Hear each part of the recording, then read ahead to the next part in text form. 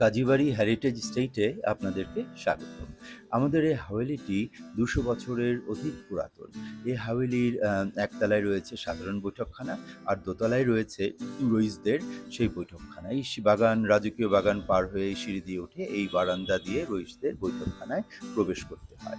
এটি রইসদের বৈঠকখানার একটি অংশ, এটি বেশ বড় একটি হল রুম। এখানে সে সময় ছিল মুক্তোর ঝালর দেওয়া বড় বড় পর্দা, এবং এখানে ছিল সেই সিলিংয়ের মধ্যে লটকানি রশি দিয়ে টাঙানো মাদুর, যেটি দিয়ে সে সময়কার পাখা বা বাতাস করা হতো, পাংখাওয়ালারা বাতাস করত।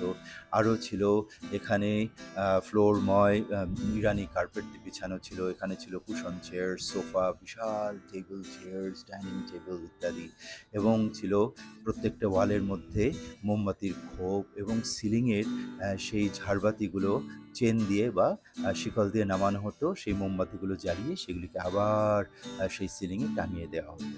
এবং এখন তার অনেক কিছু বৈশিষ্ট্য এখনও আছে, এবং আরও অনেক কিছু নষ্ট হয়ে গেছে। তো আমরা এই মেহমানরা যারা আসেন তারা এখানে এসে পুরনো সব জিনিসপত্র দেখেন। দেখেন সুউচ্চ সিলিং, লোহা কাঠের সাতির দেওয়া, যেটি আমরা এখন দেখতে পাচ্ছি। তারা দেখেন বিশাল বিশাল জানলা দরজা, যেটি দিয়ে বাতাস খেলা করে, সেগুলো লোহা কাঠের, সেই ২০০ বছর আগে তৈরি করা। এবং এখানে রয়েছে অনেক পুরনো পুরনো সব আসবাবপত্র এবং ফার্নিচার্স রয়েছে। সেই পুরনো আমলের শিশু কাঠের উপরে নকশা করা সে অলংকৃত শিশু কাঠের পালং রয়েছে।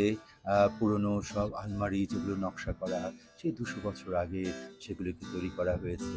আরও রয়েছে ছোট ছোট কিছু আলমারি, শোকেস, যেগুলো সুন্দর নকশা করা, এবং ছোট ছোট টেবিল, ছোট চেয়ার্স রয়েছে, যেগুলো পিটেড কপার দিয়ে নকশা করা হয়েছে। আরও রয়েছে গ্র্যামোফোন, এবং রয়েছে আরও অনেক অনেক রকমের ফার্নিচার্স, এবং রয়েছে ওয়ালে মালে টাঙানো রয়েছে বিভিন্ন পুরনো ইতিহাস সম্বলিত ছবি।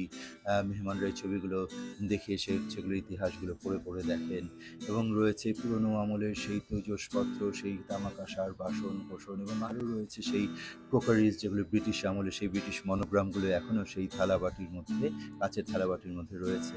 এবং এই মেহমানদের জন্য আরেকটি আকর্ষণীয় এই প্যাকেজের মধ্যে থাকে যে পুরনো ঢাকার খানাদানা, সেই পোলাও কোরমা, যেগুলি শাহীভাবে শাহী পোলাও, যেগুলি বাদাম, পেস্তা, জাফরান, ঘি দিয়ে বানানো, সেই গিলাসি, জর্দা, ফিরনি, বোরহানি ইত্যাদি ইত্যাদি তারা উপভোগ করে।